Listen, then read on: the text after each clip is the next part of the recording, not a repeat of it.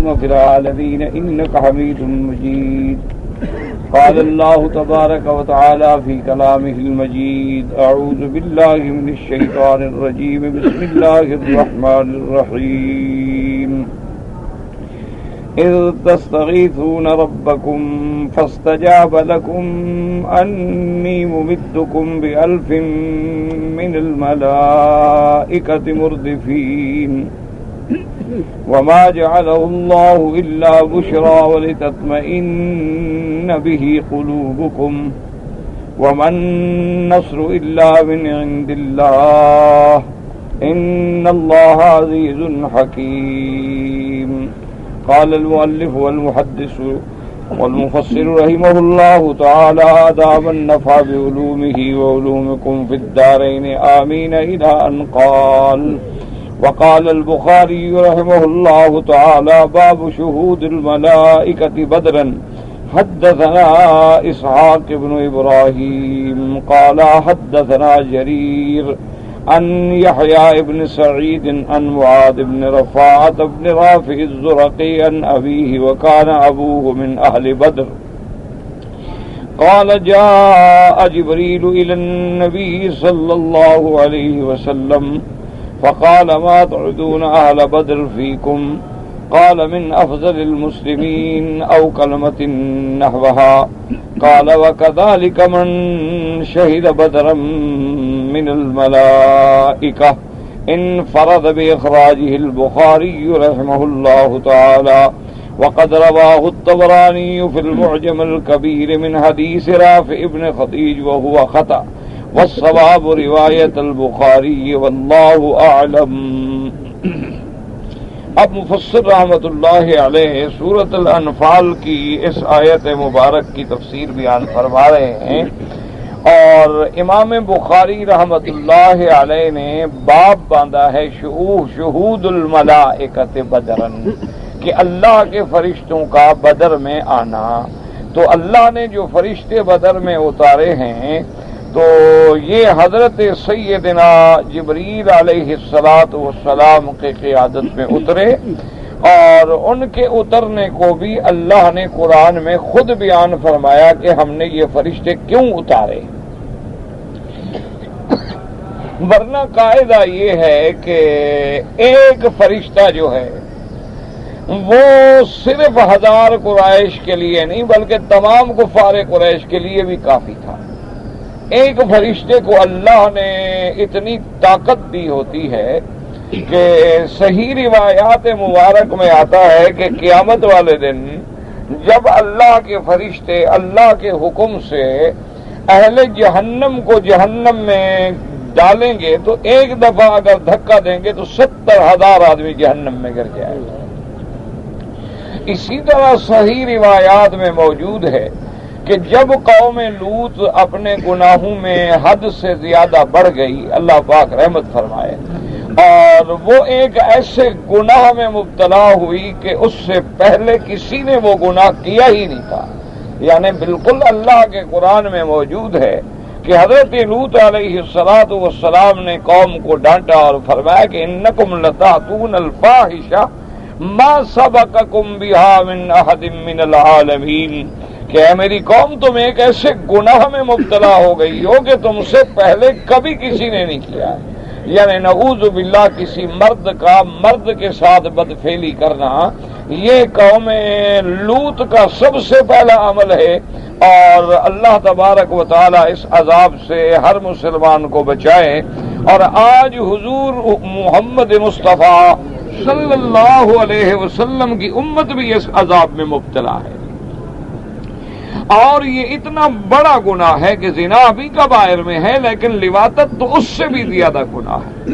اس لیے بعض روایات مبارک میں یہ بات موجود ہے کہ حضور صلی اللہ علیہ وسلم نے فرمایا کہ اقتل الفاعل والمفعول، اگر ثابت ہو جائے جرم تو اس فاعل و مفعول دونوں کو قتل کر دیا جائے.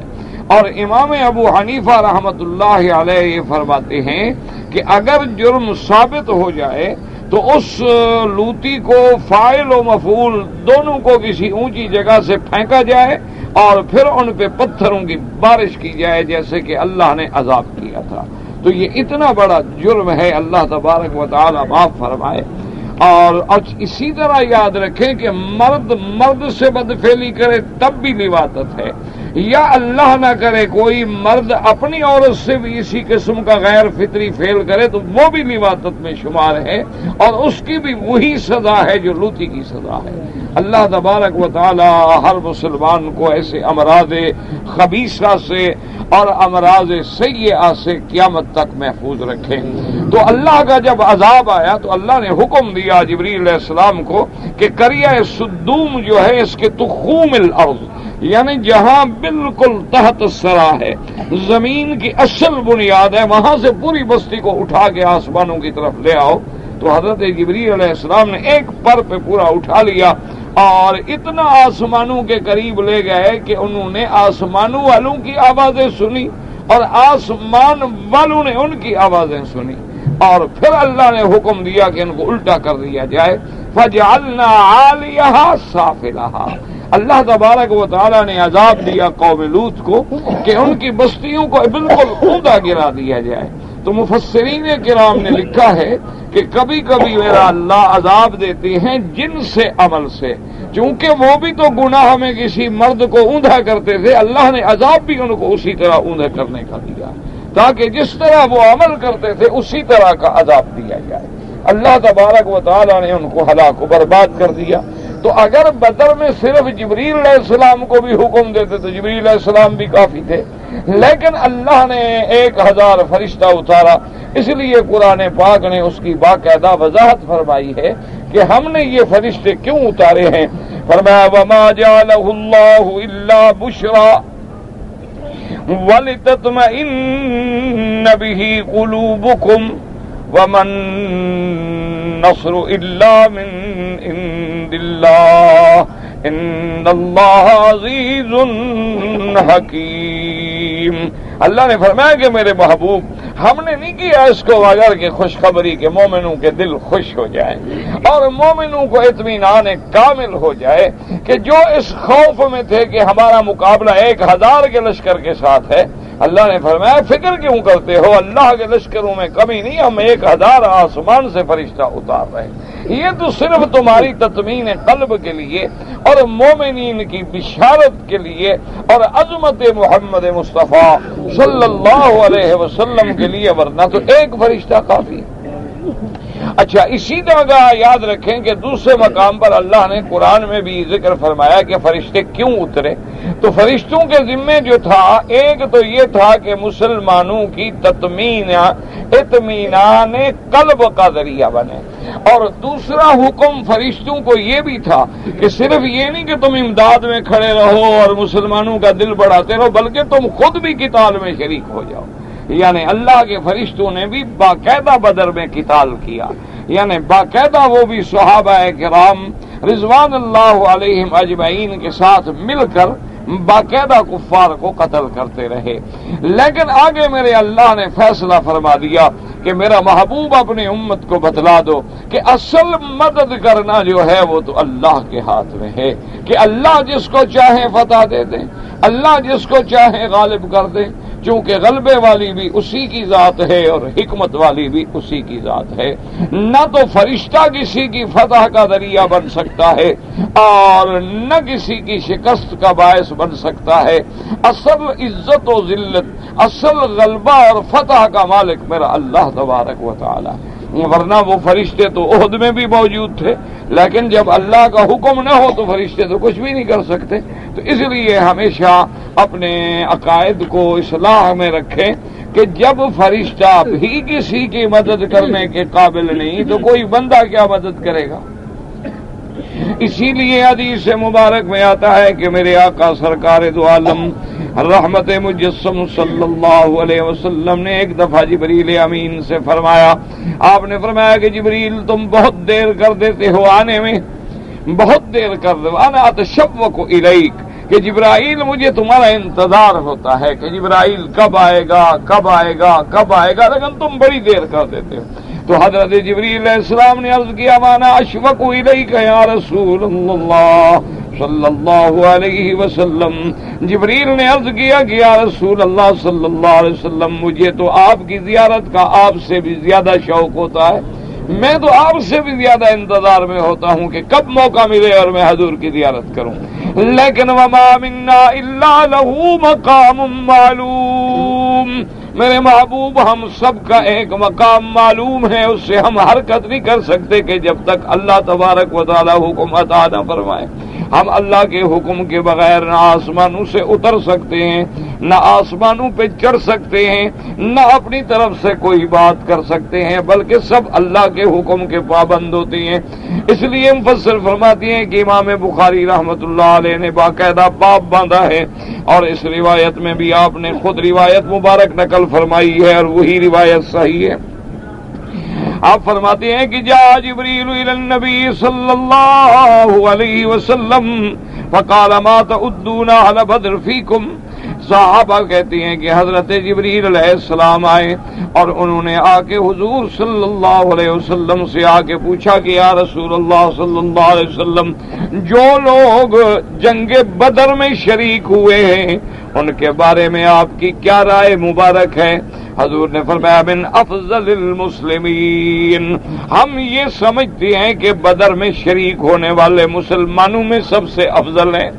تو حضرت جبریل نے عرض کیا کہ یا رسول اللہ صلی اللہ علیہ وسلم، اسنا حضور صلی اللہ علیہ وسلم قال وکلمۃ نحوها كذلك من شهد بدرا من الملائکہ، حضرت جبریل نے عرض کیا کہ یا رسول اللہ کے فرشتے ان فرشتوں کو تمام سے افضل سمجھتے ہیں جو مقام بدر میں اترے تھے، جیسے آپ بدر والے صحابہ کو افضل سمجھتے ہیں، اللہ کے فرشتے ان فرشتوں کو افضل سمجھتے ہیں جو مقام بدر میں حضور صلی اللہ علیہ وسلم اور آپ کی صحابہ کی نصرت کے لیے اترے تھے۔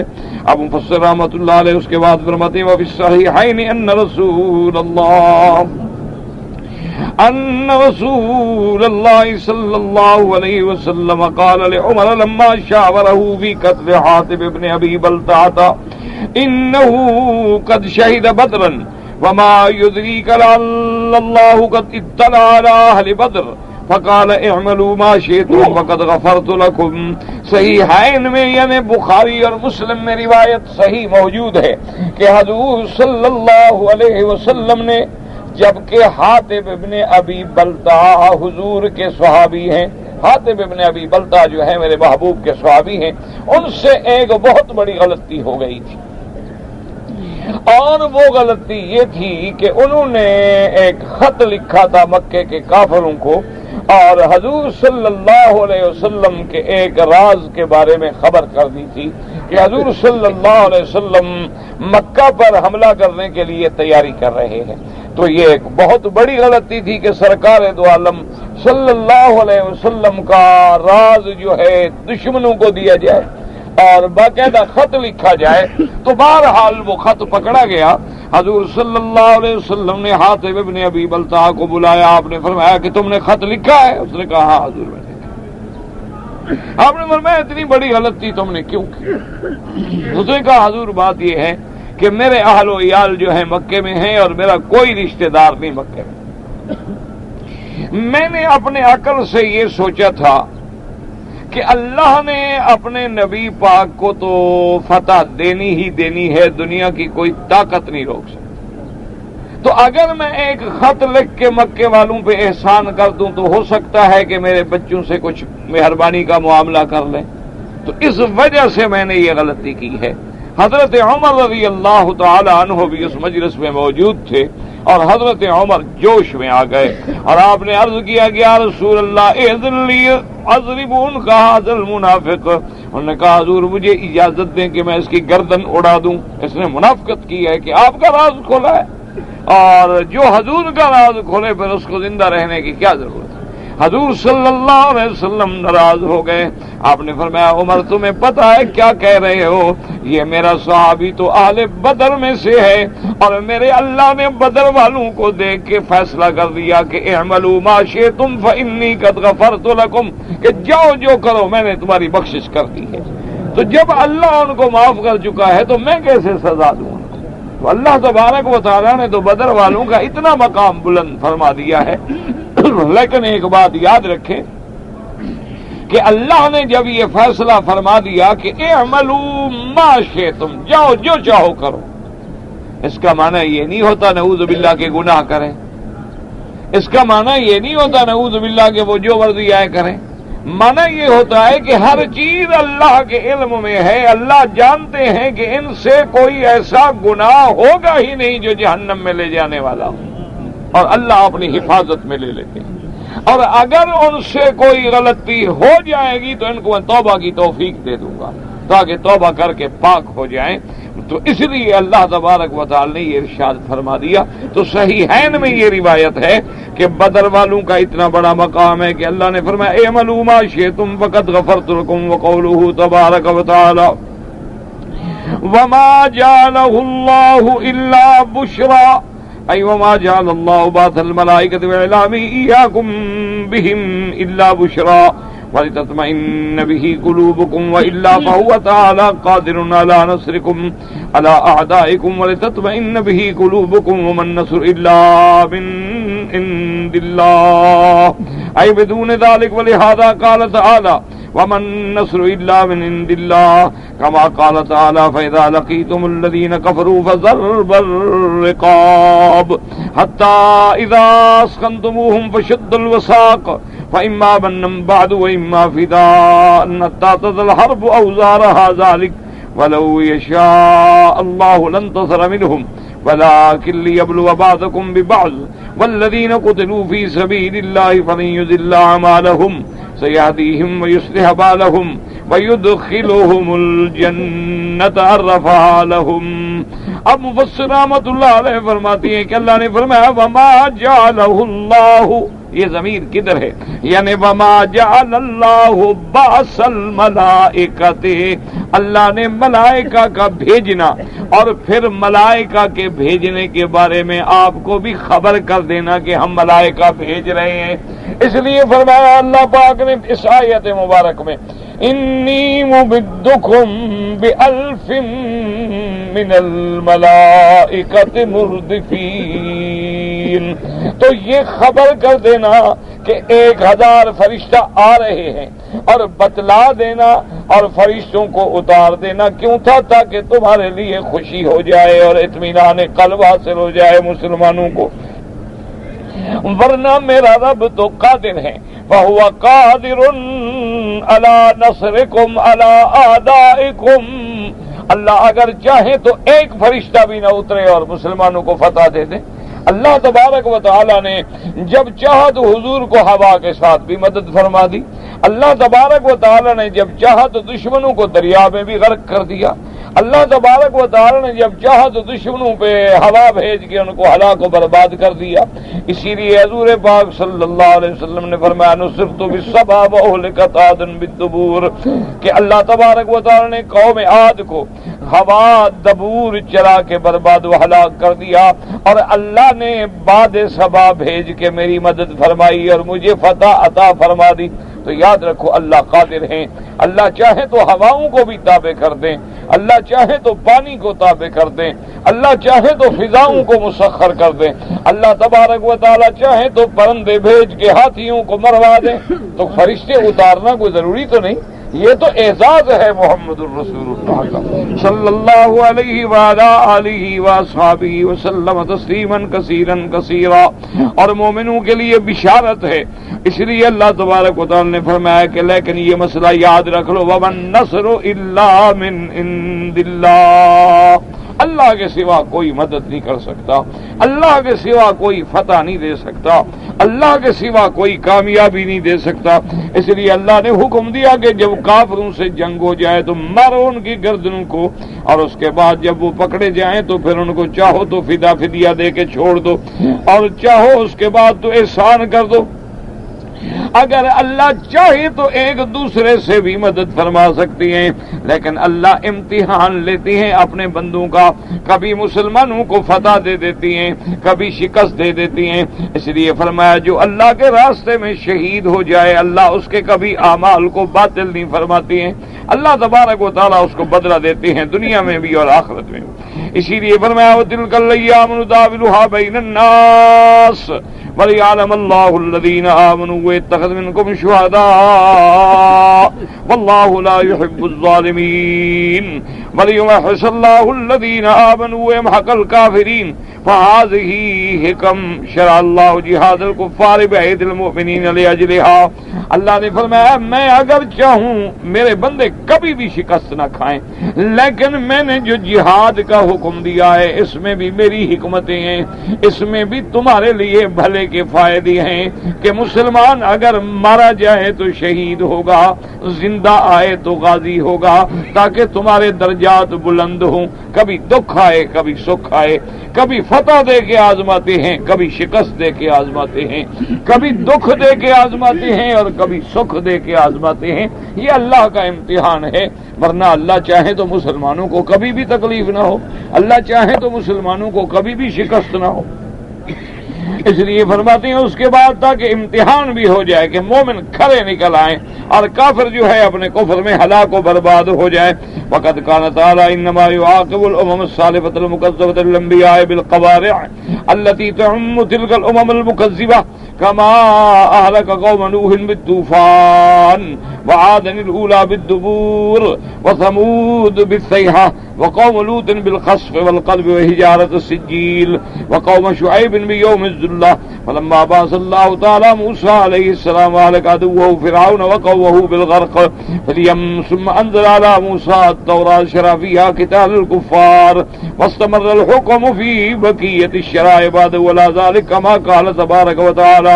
اب مفسر رحمۃ اللہ علیہ فرماتے ہیں کہ پہلے زمانے میں قوموں پہ عذاب آتے تھے اور قومیں اس عذاب سے ہلاک و برباد ہو جاتی تھی، جیسے کہ اللہ تبارک و تعالیٰ نے نوح علیہ السلام کی قوم پہ عذاب بھیجا طوفان کا کہ پوری کے پورے کفر جتنے کافر تھے سب غرق ہو گئے، اور اللہ تبارک و تعالیٰ نے قوم عاد پہ ہوا کا عذاب بھیجا، اللہ نے قوم سمود پہ سہہ کا عذاب بھیجا کہ جبریل علیہ السلام نے ایک چیخ ماری اور پوری کی پوری قوم جو تھی ختم ہو گئی، اور قوم لوط جو تھی اللہ نے اس پہ خسف کا عذاب بھیجا، اللہ نے ان کو زمین میں دھسا دیا اور اس کے بعد ان کو الٹا کر کے زمین میں پھینکا گیا اور ان پہ پتھر برسائے گئے، وہی جارت السجیل وقوم شعیب بیوم الذلہ، اور اللہ تبارک و تعالی نے شعیب علیہ السلام کی قوم پہ عذاب بھیجا، سمجھے کہ بادل آ رہا ہے اس میں بارش ہوگی لیکن اس سے عذاب برسا ان پر۔ اسی طرح فلما بعث اللہ تعالی موسیٰ علیہ السلام، پھر اللہ نے جب موسیٰ علیہ السلام کو بھیجا اور اس کے مقابلے پہ فرعون آیا، اللہ پاک نے فرعون کو بھی دریا میں غرق کر دیا اور موسیٰ علیہ السلام کو نجات عطا فرمائی۔ جب موسیٰ علیہ السلام کو نجات مل گئی، آپ کامیاب ہو گئے، اپنی قوم کو لے کے فرعون کے ظلم سے نجات پا گئے، اب اللہ نے تورات عطا فرمائی، کتاب عطا فرمائی، تو اس تورات میں پھر جہاد کا حکم شروع ہوا۔ یعنی مقصد بیان کرنے کا یہ ہے کہ حضرت نوح علیہ السلام کے زمانے سے لے کر حضرت موسیٰ علیہ السلام کے زمانے تک کوئی جہاد کا حکم نہیں تھا، بلکہ جو قومیں کافر ہوتی تھی ان کو اللہ تبارک و تعالیٰ ویسے کوئی عذاب بھیج کے ہلاک کر دیتے، ان کو تباہ کر دیتے تھے، کسی کو ہوا سے، کسی کو دریا سے، کسی کو طوفان سے۔ جب موسیٰ علیہ السلام کو تورات ملی ہے تو پھر حکم جہاد ملا، اور جب حکم جہاد ملا تو اس کے بعد پھر یہ حکم جہاد باقی رہا حتیٰ کہ شریعت محمد مصطفیٰ صلی اللہ علیہ وآلہ آلہ وصحبہ وسلم تسلیما کثیرا۔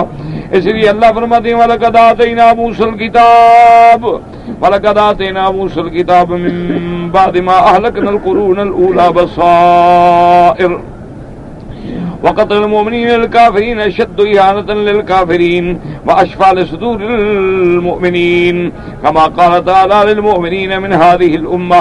اللہ پاک نے فرمایا کہ جب موسیٰ علیہ السلام سے پہلے ہم نے بہت سارے جماعتیں، بہت ساری قومیں ہلاک و برباد کر دی، اب ہم نے آپ کو کتاب دی، تو اللہ کی شان یہ ہے کہ جہاد جو ہے یہ نعمت بھی ہے اور کافروں کے لیے بہت بڑی ہلاکت بھی ہے، کہ جب دشمن مسلمانوں کے ہاتھ سے کٹتے ہیں تو اس سے بڑی ذلت ان کے لیے کیا ہوگی، اور مسلمانوں کے دل کے لیے ٹھنڈک کا باعث بھی ہے اور مسلمانوں کے رفع درجات کا ذریعہ بھی ہے، دنیا میں بھی اور آخرت میں بھی۔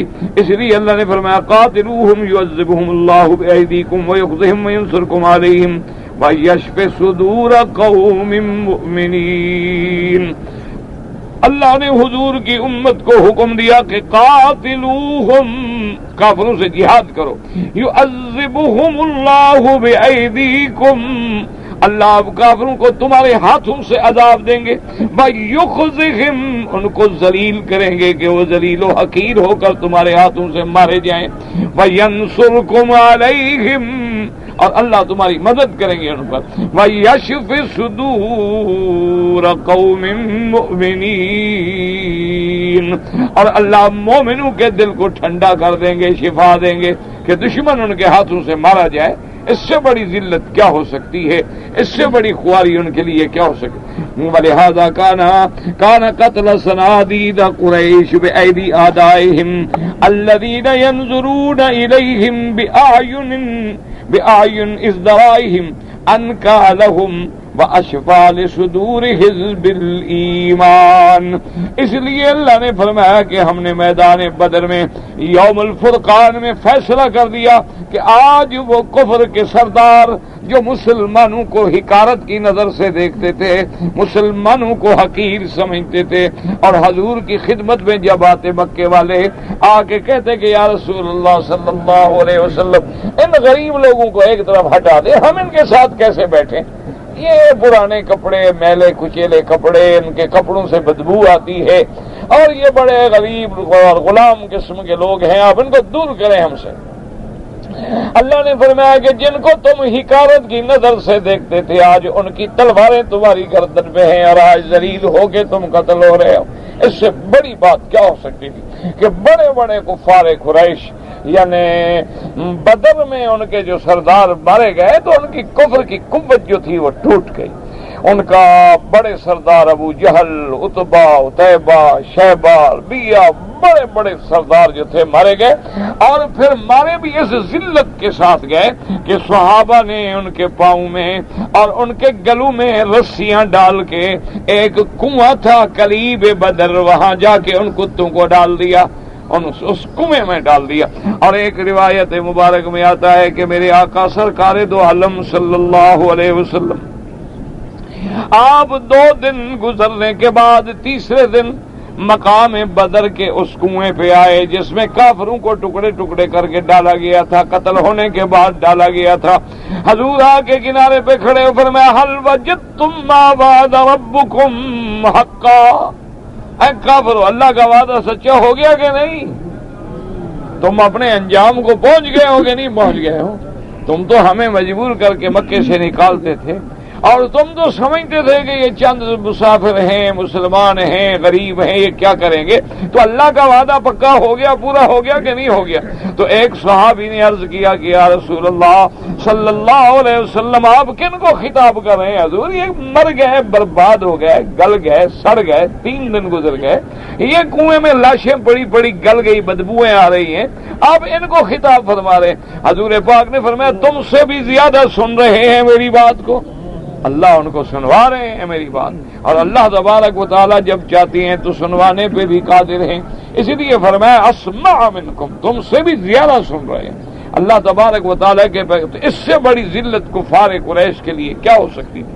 اس لیے فرماتے ہیں کہ اس میں قتل ابو جہل فی معرکۃ القتال وحومۃ الوغى، اشد اہانۃ لہ من موتہ علی فراشی بقاریۃ او صاعقۃ او نحو ذلک کما مات ابو لہب لعنہ اللہ بالعدسہ بحیث لم یقرب احد من اقاربہ وانما غسلوہ بالماء قذفا من بعید ورجموہ حتی دفنوہ۔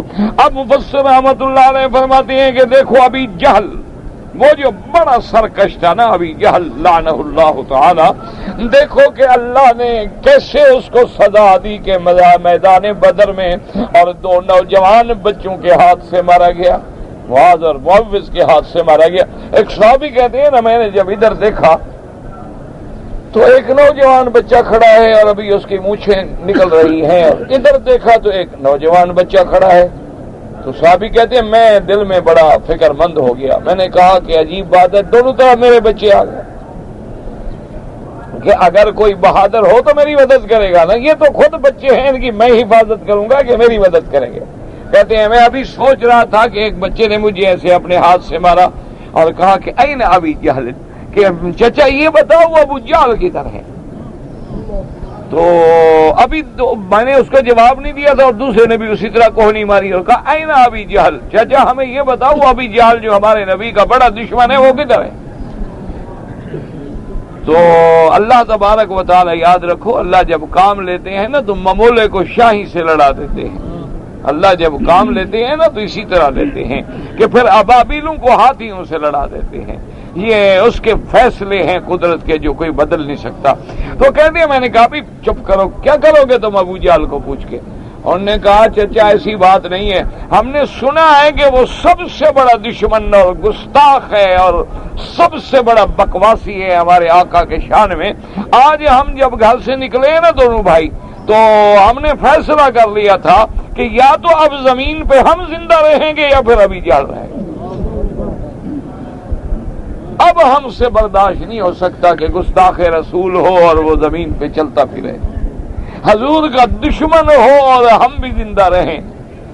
تو کہتے ہیں ابھی جہل بڑا لمبا قد تھا، 6 فٹ کے قریب اس کا قد تھا، بڑی باڈی تھی، بڑا جوان تھا۔ تو وہ کہتے ہیں کہ میں نے ان کو اشارہ کیا، انہوں نے کہا دیکھو وہ جو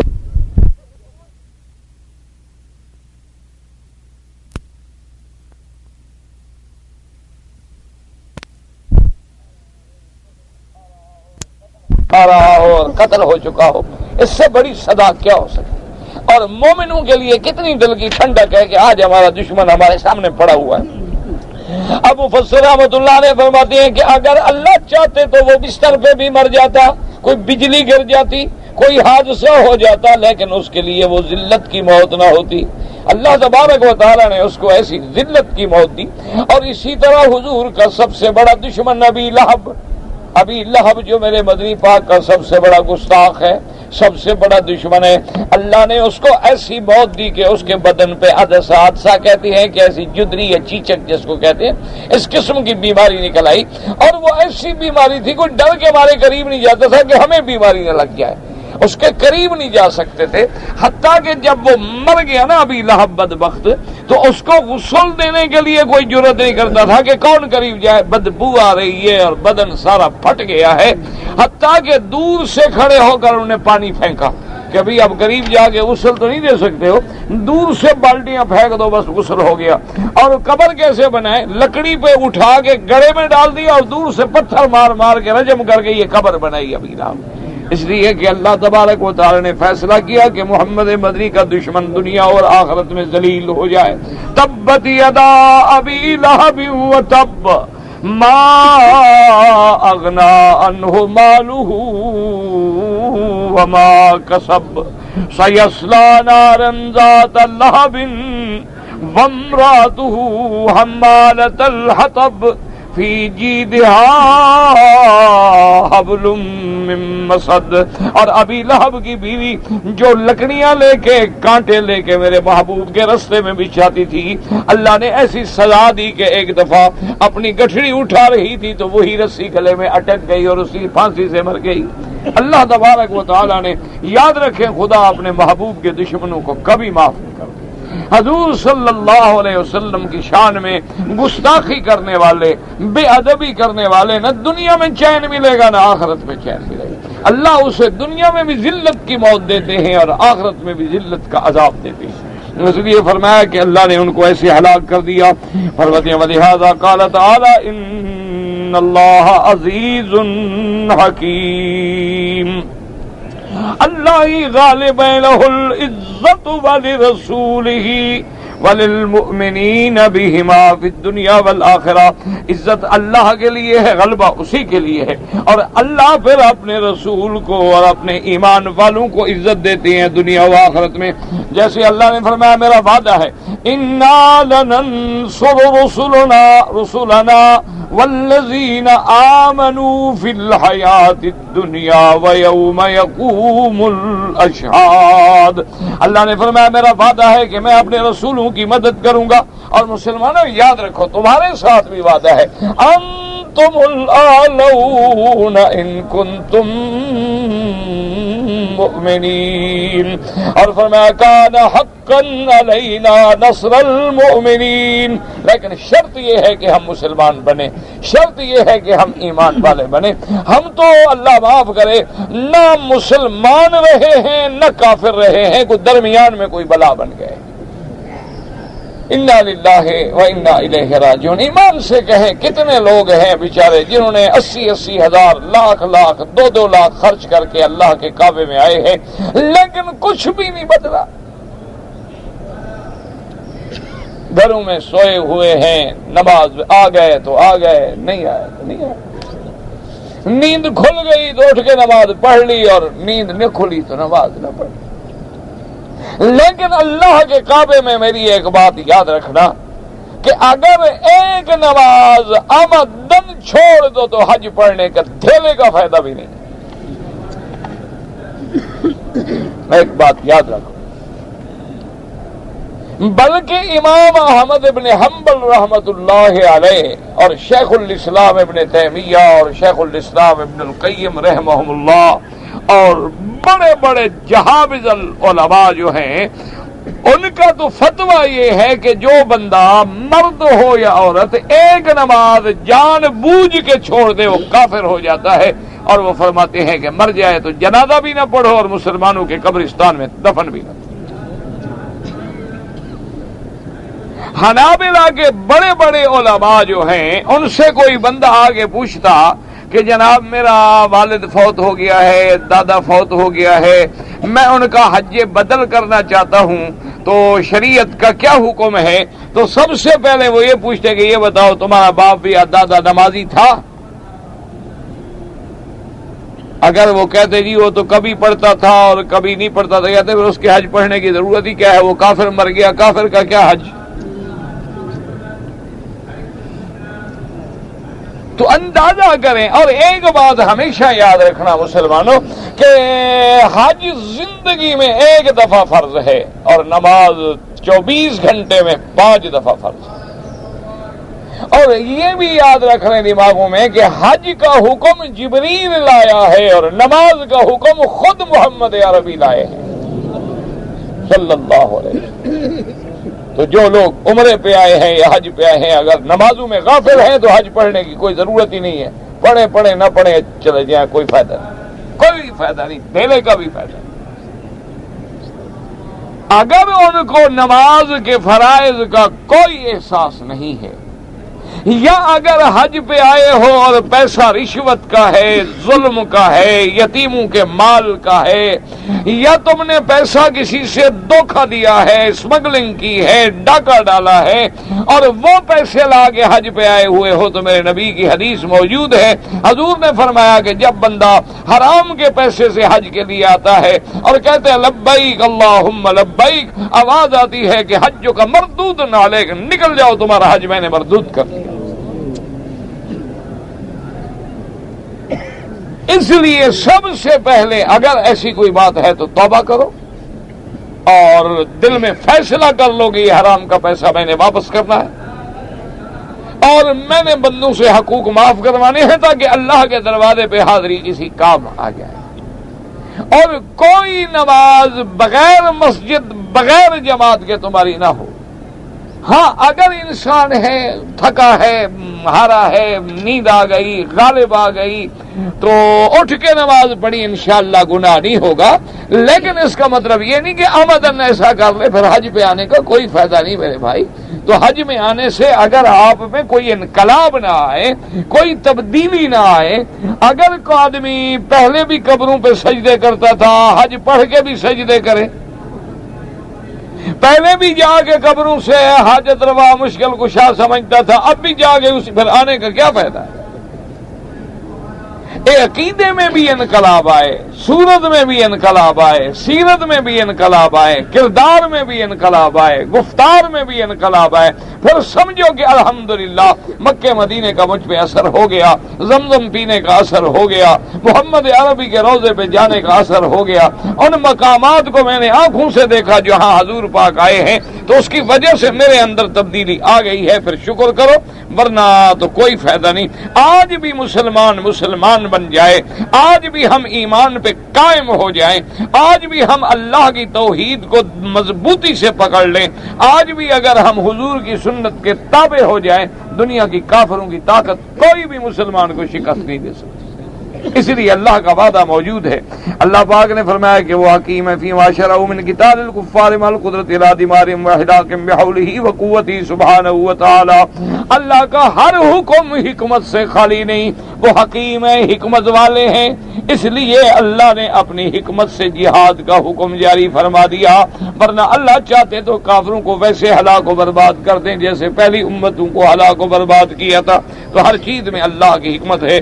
اب انشاءاللہ طالبوں سے معذرت کے ساتھ کہ آج ہم سبق انشاءاللہ یہاں ختم کر دیں گے، پھر زندگی تو حج کے بعد اب سبق ہوں گے انشاءاللہ، کیونکہ جمعہ سے اب حجاج کرام جو ہمارے بھائی دور دراز سے حج کے لیے آ رہے ہیں، ان کا اب زیادہ حق ہے کہ اب ہم ان کی زیادہ خدمت کریں۔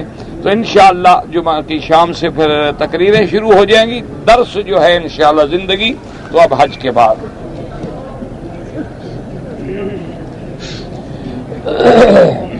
اگر کسی کھجور میں کیڑا لگ جائے تو کھانا چاہیے نہیں کھانا چاہیے؟ اللہ کے بندے، روٹی خراب ہو جائے تو کھا لو گے، سالن خراب ہو جائے تو کھا لو گے، یہ تو ایک بات، جب خراب ہو گئی چیز تو خراب ہو گئی، چاہے کھجور ہے، کھانا ہے، کچھ ہے، پانی ہے، بدبو ہو جائے تو پی لو گے، یہ کوئی بات ہے؟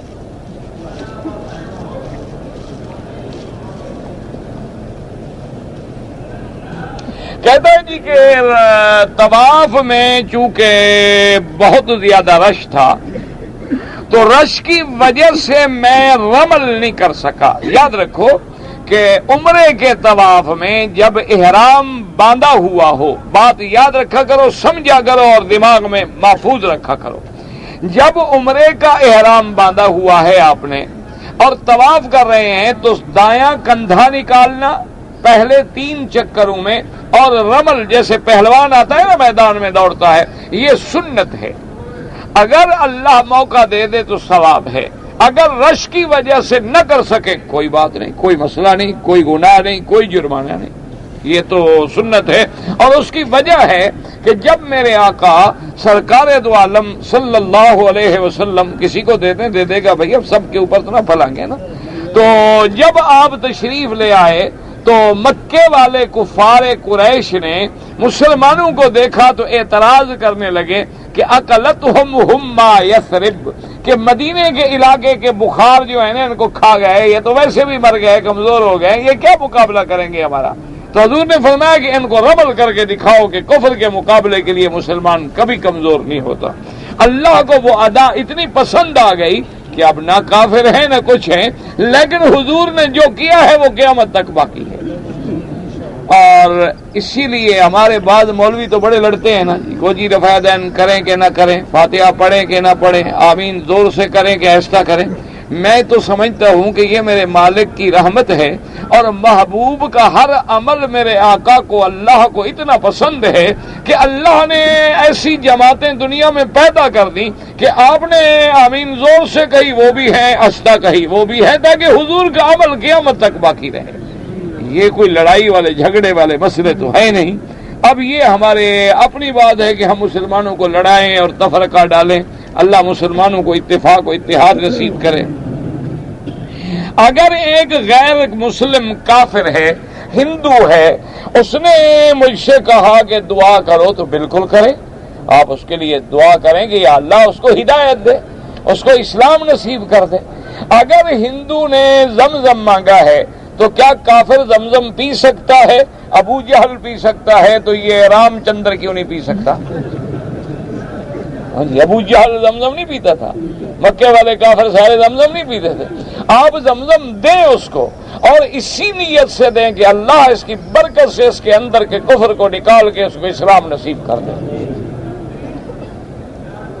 اگر ہم مسافر ہیں اور نماز قصر ہے تو یاد رکھیں کہ جب فرض 4 کے بجائے 2 ہو گئے تو سمجھ لیں کہ سنتیں اور نفل تو معاف ہیں نا خود بخود.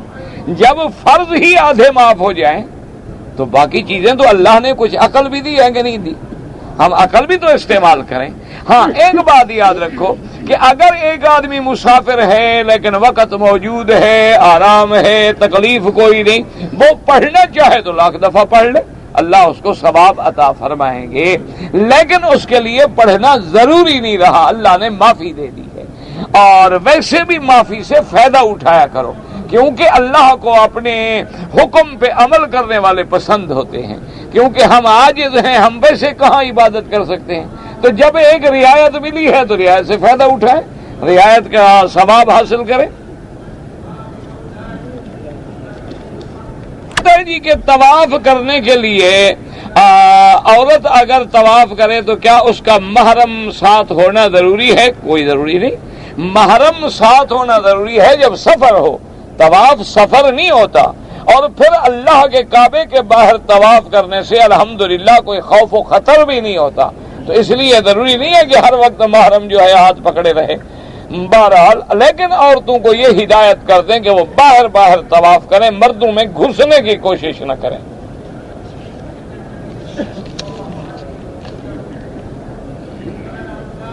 صفا پہاڑ پر سر میں نے 7-8 دفعہ کینچی سے بال کٹوائے. دیکھیں میرے بھائی، اگر ٹک لگائے ہیں یعنی 2-2 3-3 بال کٹے ہیں تو دم پڑ گئی، کیونکہ اس طرح پھروانا سب سے افضل ہے. اگر اس طرح نہ پھروائیں تو سارے سر سے بال جو ہیں ایک پور کے برابر کٹ جائیں، سارے سر کے بال. یعنی کہ ادھر سے 2 کاٹ لو، ادھر سے 2 کاٹ لو، ادھر سے 2 کاٹ لو. اگر دم لازم ہو گیا وہ تو ہو گیا، پیسے نہ ہوں روزے رکھ لے 10. ایک قول ہے کہ اگر بعض جنایات میں یاد رکھیں کہ 3 روزے سے بھی عوض ہو سکتا ہے، لیکن احناف کے قول میں، صرف امام ابو حنیفہ رحمۃ اللہ علیہ کے قول.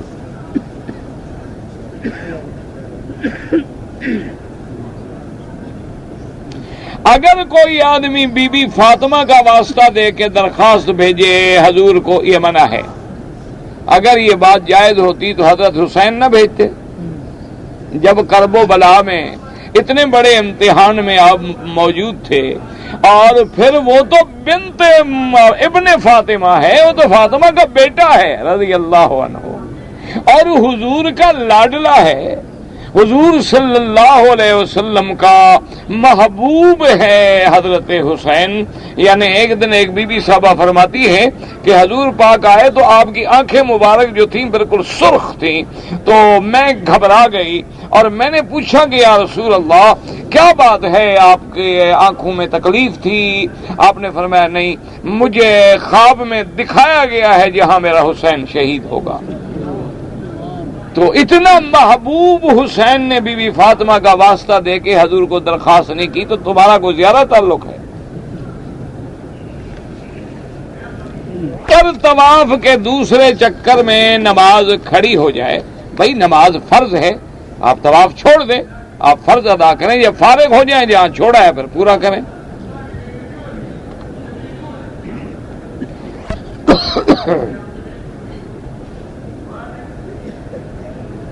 میں حج کرنے کے لیے آیا ہوں، یہاں پہنچ کر میں اپنی رہائش پہ گیا، سامان رکھا، رہائش گاہ ہی سے نیت کی کہ عمرہ کروں گا.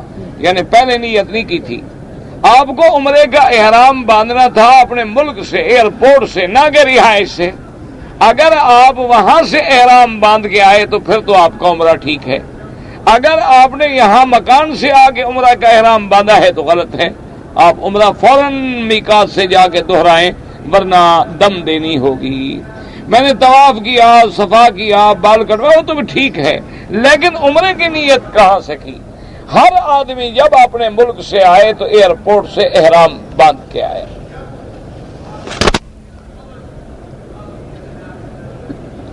کہتے ہیں جی کہ رفس جو ہے، رفس کا من فلا رفس ولا فسوق ولا جدال فی الحج، یعنی ایک تو رفس مطلقاً بے حیائی کی بات حرام ہے، احرام میں اپنی بیوی سے بھی حرام ہے۔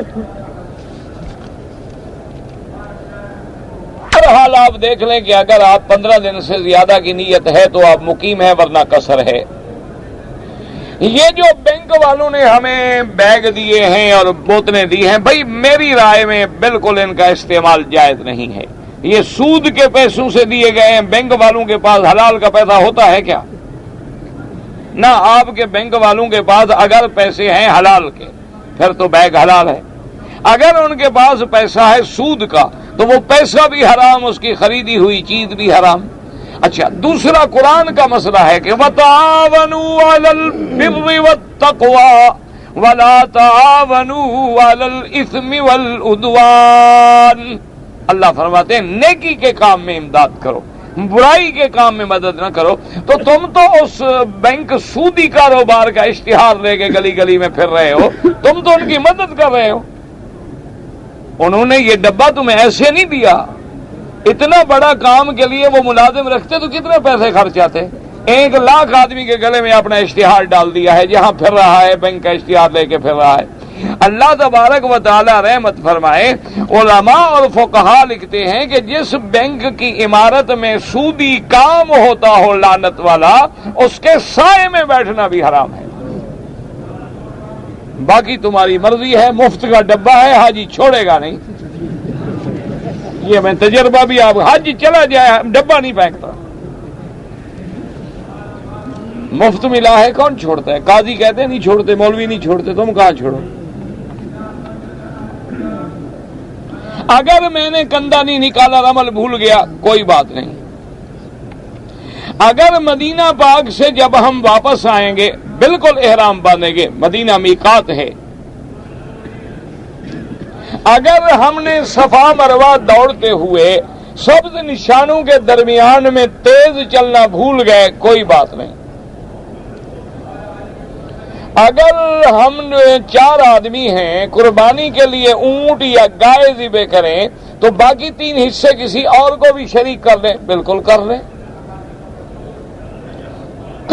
پاکستان میں جو قربانی کرتے ہیں وہ الگ ہے، حج تمتع کی بکری الگ ہے۔ پاکستان والی قربانی خط لکھ کے وہی کرا دو اور حج کی بکری یہاں دے دو۔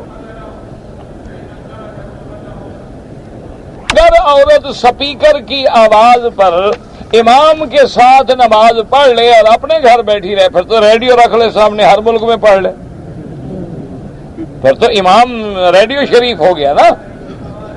اللہ کے بندے جب صفے نظر نہ آئے تو آواز تو کروڑوں میل دور بھی پہنچ سکتی ہے۔ میں جب آیا طواف میں تو میری بیوی بچھڑ گئی اور مجھے یاد ہی نہیں کہ میں نے کتنے چکر کیے، تو پھر ایک دفعہ طواف دوہرا دو، بس اللہ قبول فرمائیں گے۔ کچھ لوگ منت مانتے ہیں کہ میرا یہ کام ہو جائے تو داتا دربار پہ چادر چڑھاؤں گا یا بکری ذبح کروں گا، بالکل ناجائز ہے۔ غیر اللہ کی نظر ماننا چھوٹا موٹا گناہ نہیں، آدمی مشرک اور کافر ہو جاتا ہے، یہ کوئی چھوٹا موٹا گناہ نہیں ہے، یہ تو کفر و شرک کا مسئلہ ہے۔ نظر نیاز استغاثہ صرف اللہ کے لیے، اگر غیر کا ذرا بھی نام آ گیا تو آدمی مشرک ہو گیا۔ مشرک کا معنی یہی ہوتا ہے کہ اللہ کو بھی مانتا ہے اور کسی دوسرے کو بھی اس کے حصے میں بھائیوال بناتا ہے، اسی کا نام تو شرک ہے۔ نظر پہلے تو ضروری نہیں، اگر مانے تو صرف اللہ کے لیے۔ شادی بیاہ میں جو عورتیں گانے گاتی ہیں سب حرام ہے۔ جو آدمی شوال میں عمرہ کر چکے ہیں میقات سے تو ان کا حج جو ہے حج تمتع ہوگا۔ اگر ایک آدمی نے عصر کے بعد طواف کیا، نفل نہیں پڑھے، پھر دوسرا طواف کا لحاظ 2 کر لے، 3 کر لے، نفل سب مغرب کے بعد پڑھ لے۔ کچھ لوگ کہتے ہیں کہ مسجد عائشہ سے عمرہ نہیں ہوتا۔ لوگوں کے کہنے کی کیا بات ہے؟ جب بی بی عائشہ نے حضور کے حکم سے کیا ہے تو اس سے بڑی اور کیا دلیل ہو سکتی ہے؟ اور پھر یہ حکومت اسلامی ہے الحمدللہ، یہ تو کوئی خلاف شریعت جگہ باقی نہیں چھوڑتے تھے، یہ کہاں چھوڑ دیتے کہ وہاں میقات بنا رہے۔ بہرحال عمرہ ہوتا ہے۔ بہرحال باقی جو اختلاف ہے وہ اصل میں اور ہے، جس کی آپ کو بعض علماء یہ کہتے ہیں کہ عمرہ وہ ہوتا ہے جب باہر سے آدمی اپنے ملک سے مکے میں آئے، یعنی مکے سے نکل کر عمرہ کرنے نہ جائے۔ یہ نہیں کہ مسجد عائشہ سے عمرہ نہیں ہوتا۔ کہ گھر سے آئے ہوئے 2 سال ہو گئے ہیں، میں نے کوڑا ڈالا تھا کہ گھر جاؤں یا نہ جاؤں، بیوی بچے کیا کریں؟ تم تو کوڑے ڈالتے رہو، اس کو فارغ کر دو، پھر تم کوڑا ڈالو نہ ڈالو یہاں رہو۔ 2 سال کے بعد تو ابھی حضرت کوڑے ڈال رہے ہیں۔ قرآن نیک کام میں ڈالا جاتا ہے، شریعت کے خلاف نہیں ڈالا جاتا۔ حج عمرہ بدل ہاں بالکل ہو سکتا ہے۔ میں حنفی مسلک پہ ہوں، مجھے حرم کی جماعت نہیں ملی تو میں نے آدھے گھنٹے کے بعد پھر عصر کی نماز پڑھی، ٹھیک ہے، کوئی بات نہیں۔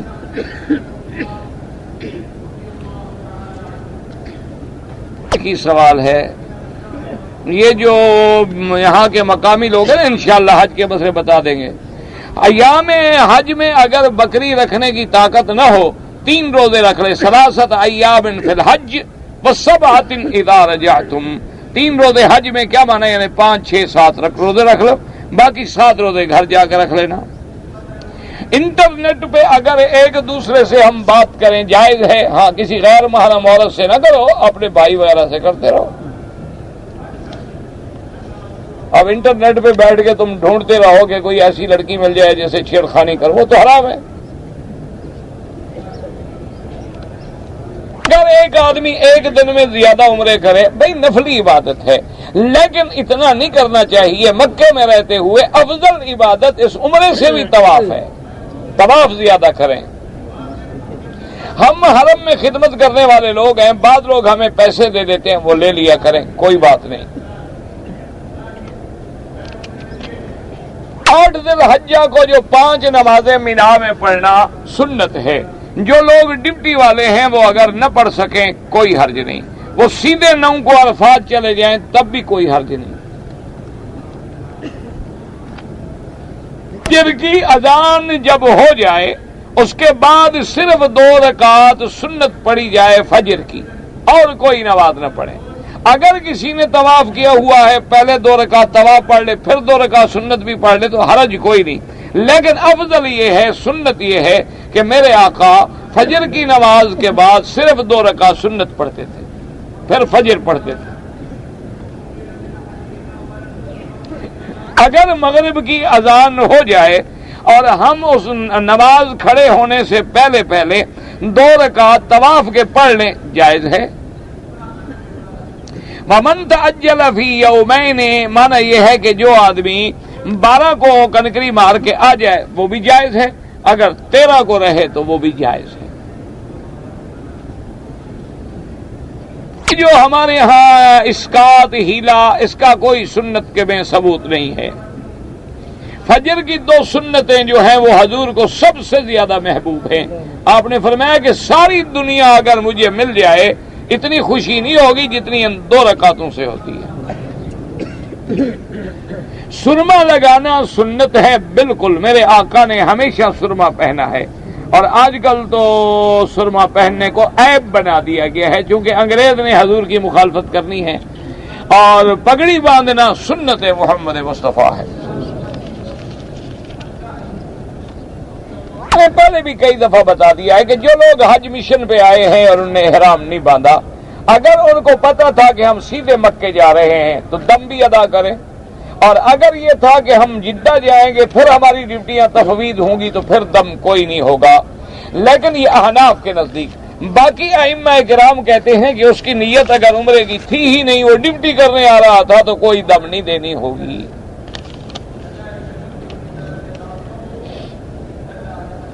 ہم حج مشن میں آئے ہوئے ہیں، اگر ہم عمرہ وغیرہ کریں، نفلی عبادات نہ کریں، آپ مریضوں کی خدمت کریں، سب سے زیادہ مریض کی خدمت جو ہے وہ زیادہ ثواب ہے۔ باقی حج میں آپ احرام بھی باندھے رہیں اور کام بھی کرتے رہیں اور مریضوں کی خدمت بھی کرتے رہیں، کوئی منع نہیں۔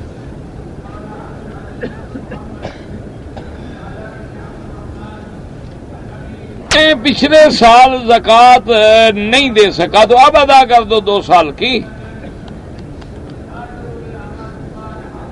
تو لوگ طائف سے احرام باندھ کے آئے اور عمرہ کیا ہے حج کے مہینوں میں، اور اسی سال حج بھی کریں گے تو ان کا حج تمتع ہے، ان کو حج کی بکری دینی ہوگی انشاءاللہ۔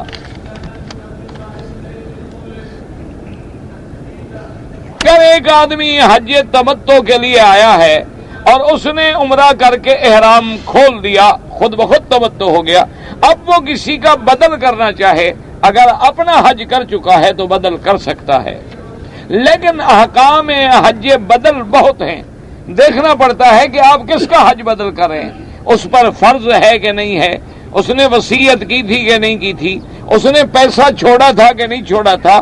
تو اس لیے حج بدل والے یا تو کتابوں میں حج بدل کے احکام پڑھ لیں یا پھر فارغ وقت میں تفصیل سے سمجھ لیں۔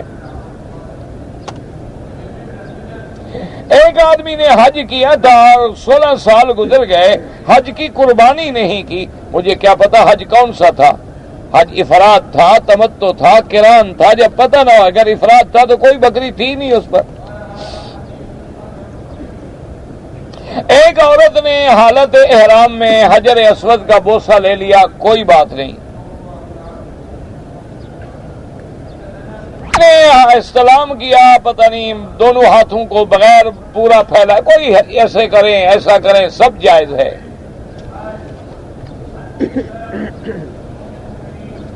ہمارے ملک میں جب لوگ فوت ہو جاتے ہیں، یہ فاتحہ خوانی، کل خوانی، یہ جمعرات، یہ سب بدعات ہیں، لوگوں نے گھڑی ہیں، قرآن و حدیث میں کوئی ثبوت نہیں۔ باب عبدالعزیز کے سامنے ایک جگہ اونچی بنی ہوئی ہے، کہتے ہیں کہ وہاں سے حضور معراج پہ گئے تھے، غلط بات ہے۔ سحری کا وقت جو ہے سب سے آخر میں سحری کرنا افضل ہے، لیکن جب صبح صادق ہو جائے تو بند کر دیں۔ لڑکا نافرمان ہے، اللہ سب کی اولادوں کو فرما بردار بنائے۔ پھاڑ دیا کرو، یہ پہلے سوال ہیں، کل سے پڑے ہوئے ہیں۔